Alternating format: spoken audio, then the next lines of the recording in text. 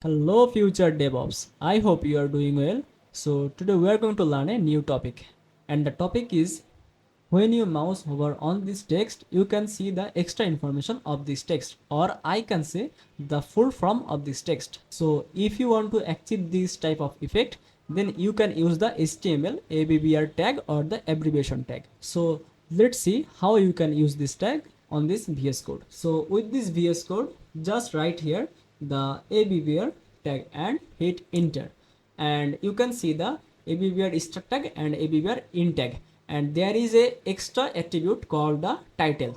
So inside the abbr start and ending tag, just write the text you want to show on the display. You can just write the text here. So I just write the HOI, and here in the title section just write the full form of this HOI. So Health Operation Institute. Okay, then refresh the browser, and as you can see, so when you mouse hover on this HOI, it just show the Health Promotion Institute, or I can say the full form of the HOI. So this is how you can achieve this type of effect. Okay, this is for today. So if you are enjoying this video, like this video and share this video with your friends, so they can know this type of tricks as well.